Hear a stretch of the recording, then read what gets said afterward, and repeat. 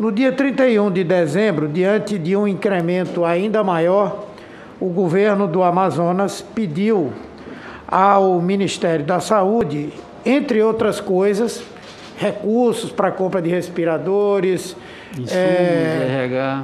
Enfim, pediu a requisição da Força Nacional de Saúde. Essa demanda foi atendida ao longo do mês de janeiro?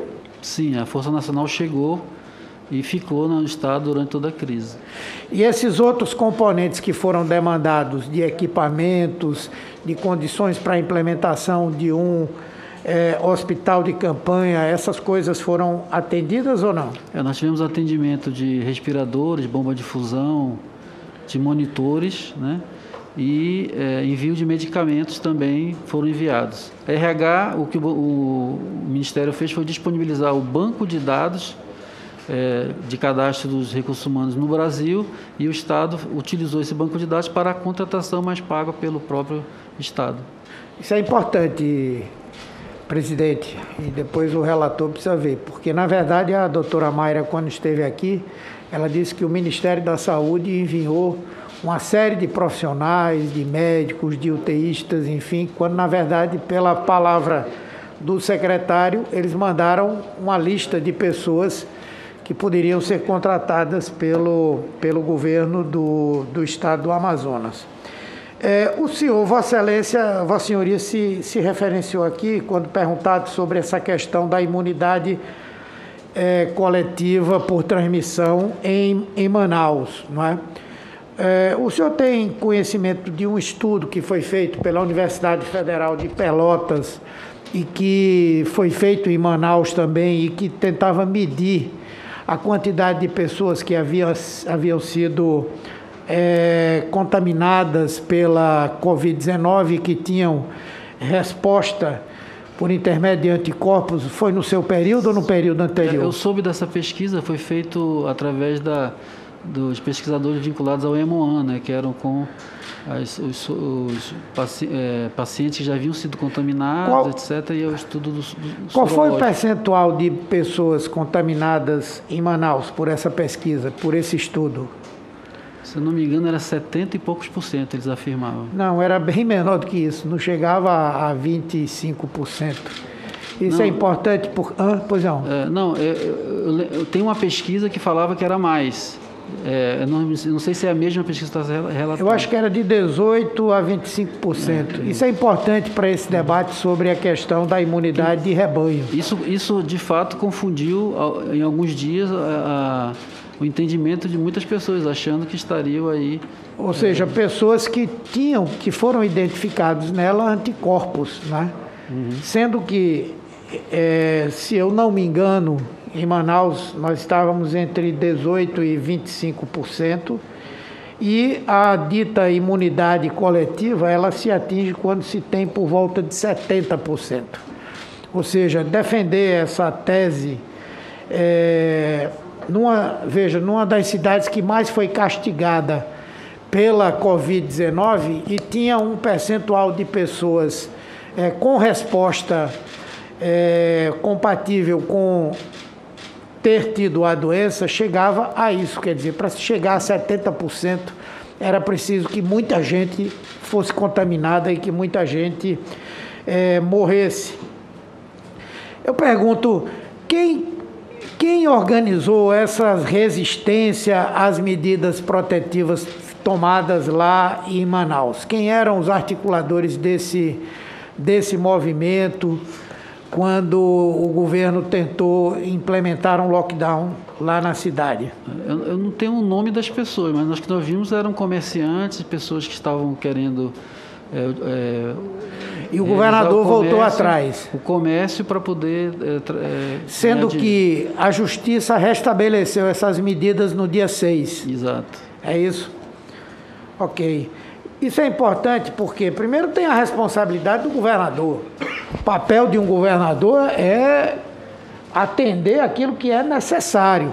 Não é se submeter ao que grupos organizados tentaram fazer. Quer dizer, isso aí digamos, não ter a preocupação fundamental com a saúde pública.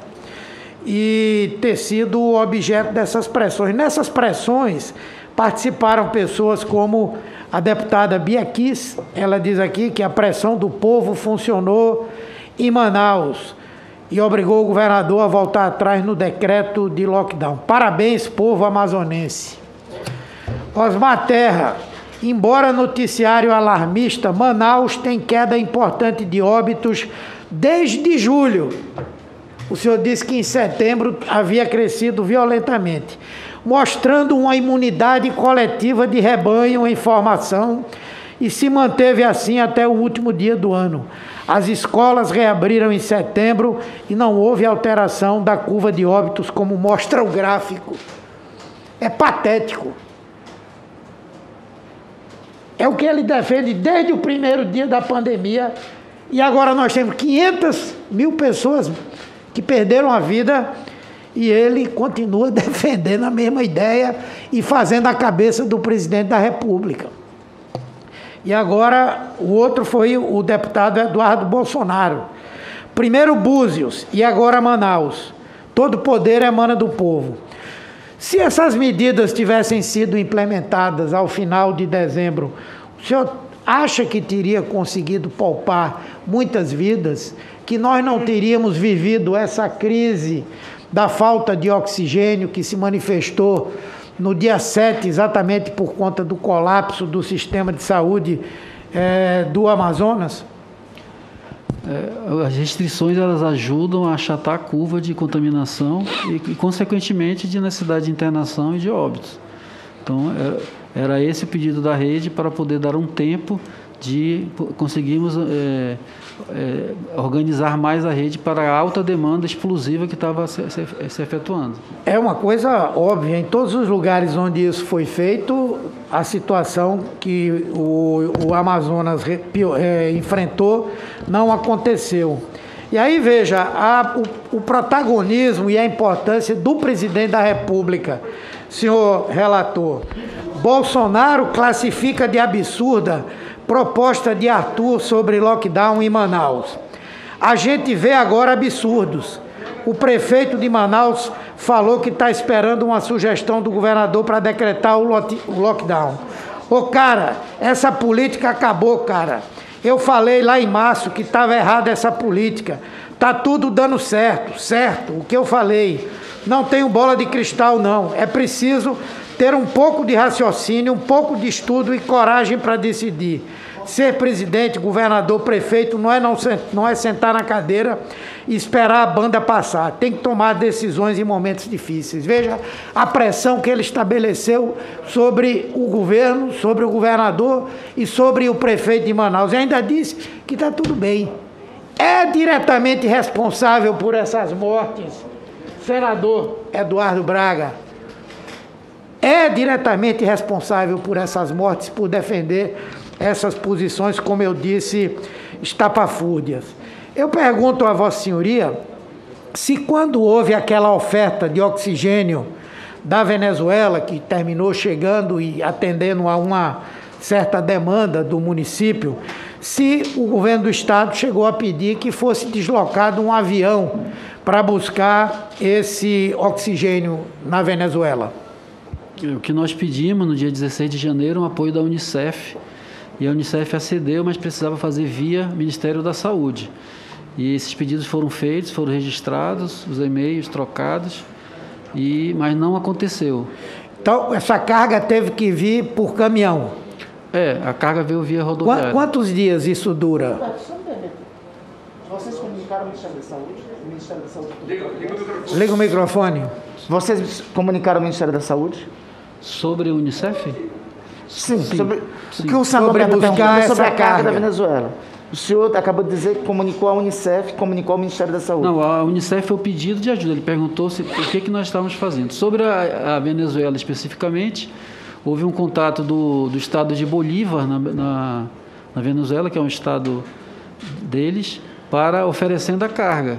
E nós aceitamos e fomos buscar a carga. Inclusive, eu pessoalmente fui buscar lá na barreira, lá na BR-174, e levar, agradecendo ao povo venezuelano, etc. Quantos dias da cidade até chegar em Manaus?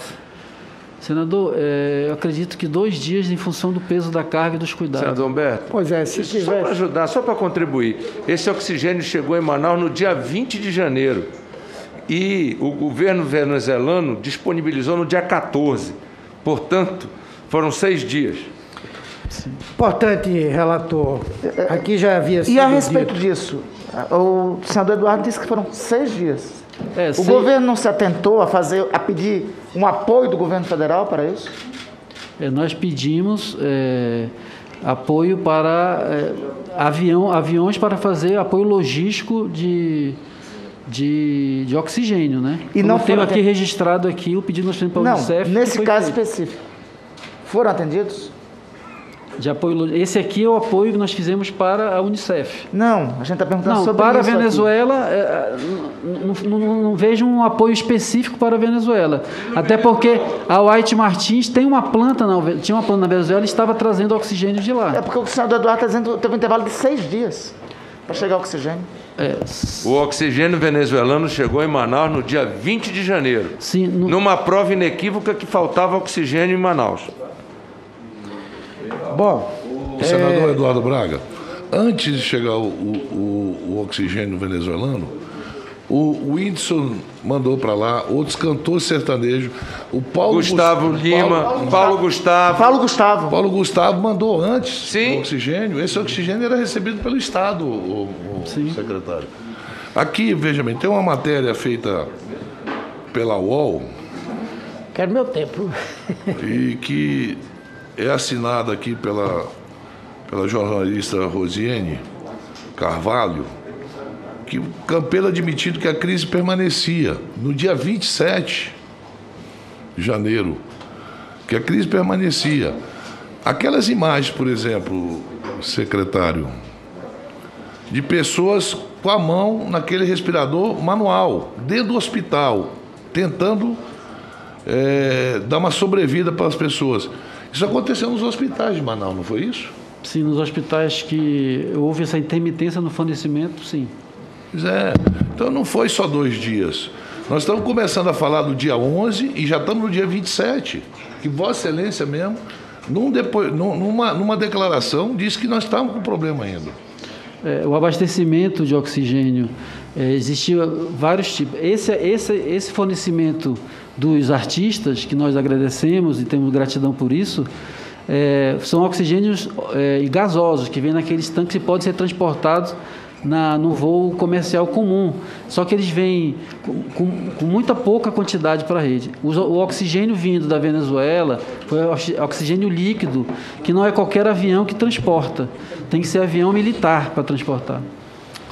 Mas nesse caso, o ministro Ernesto Araújo, ele não tomou nenhuma providência, ele já foi ouvido aqui sobre isso, né? Aí, agora, ontem eu estava assistindo a televisão, a vibração do embaixador, né? Diz, habemos cloroquina. Né? Aí, e a gente aqui tentando tirar alguma coisa, porque quando o senador Eduardo Braga pediu intervenção, ela de fato aconteceu. De direito não, porque o ministro foi para lá, passou mais de uma semana lá. E nessa semana você conversava com ele? Sim, o ministro passou, ele chegou no dia 10 e, se não me engano, foi embora no dia 13. Não, passou mais tempo lá, amigo. Passou mais tempo. Ele passou no CCI um tempão, fez reunião com o White Martins. A equipe dele ficou mais tempo, toda a equipe dele, senador. Mas eu acho que na quarta-feira... Numa intervenção branca, 15 segundos. Mesmo assim, não conseguia dar um telefonema para buscar o oxigênio na Venezuela. Senhor presidente, me reponha meu tempo aí, só para eu terminar, não faltou muito aqui não.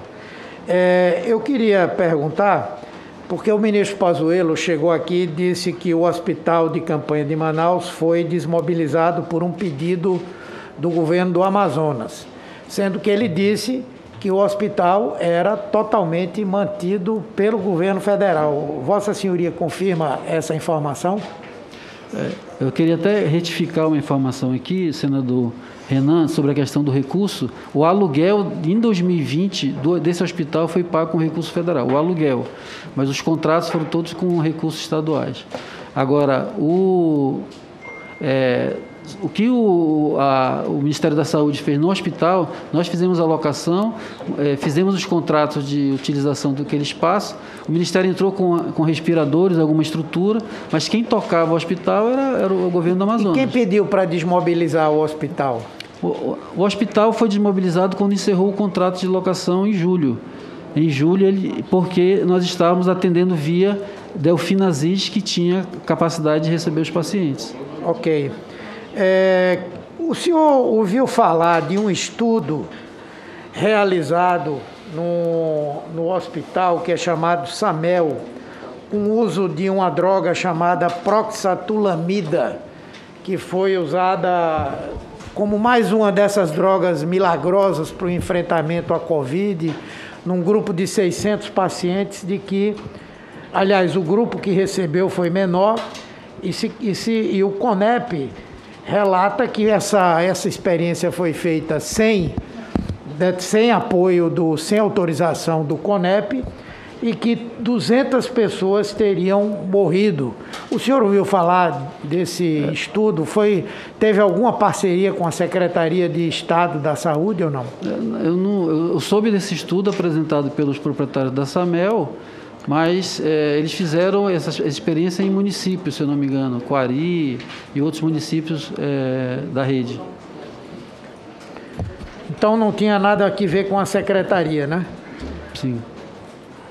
O senhor chegou a ouvir falar sobre o senhor Ricardo Zimmermann? Não, senhor. Seria um dos coordenadores desse estudo? Era importante que nós pudéssemos investigar mais a fundo essa situação. Bom, eu tive um contato com o dono da SAMEL, o médico dono da SAMEL, que falou sobre esse estudo. Mas, assim, o Ricardo Zimmermann, que pode ser da equipe que ele estava trabalhando, mas, assim, diretamente não. Bom, esse estudo teve aprovação do CONEP para realizá-lo, mas o desenvolvimento desse estudo foi eivado de uma série de irregularidades, inclusive com essa informação de que 200 pessoas teriam morrido.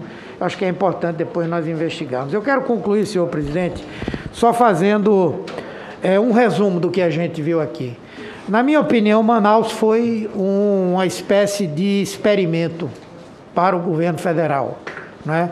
Acreditavam que a cloroquina seria capaz, juntamente com esses outros medicamentos, de promover um tratamento precoce, diminuir o número de pessoas acometidas e de mortes.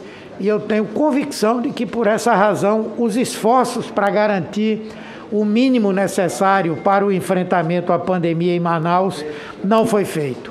Isso se confirma também pelo empenho que o presidente da República e vários de seus apoiadores tiveram para derrubar o decreto com as medidas protetivas que poderiam ter feito diferença nesse período lá de Manaus. É de registrar também a mentira que foi dita aqui pelo general Pazuello. Aliás, ele disse que tinha recebido no dia 7 a informação quando ele respondeu ao Supremo Tribunal Federal e ao Ministério Público naquele inquérito. E aqui disse que só teve conhecimento no dia 10. Então, é mais uma reafirmação de que ele faltou com a verdade aqui nesse ponto que é tão importante, e com isso houve uma demora em promover esse socorro. E por último, que não é menos grave, é que nós tivemos aí um governo que, quando Manaus estava pedindo oxigênio, ele mandou cloroquina para ser utilizado pela população. Fez um trabalho para convencer os médicos da atenção básica a fazerem a prescrição desse medicamento. Então, eu acho, senhor relator, que Vossa Excelência tem aí pano para as mangas para que a gente dê uma resposta à população do Amazonas, à população de Manaus e à população brasileira. porque ali, com toda certeza, sofreram muito, muito, muito, muito mais as pessoas que vivenciaram aquela tragédia. Mas o povo brasileiro ficou horrorizado com aquele episódio que ali aconteceu. E essa CPI precisa dar uma resposta tanto aos manauaras, ao povo do Amazonas, mas à população brasileira, porque Manaus foi parte de um sofrimento coletivo, um sofrimento nacional. Muito obrigado, senhor presidente.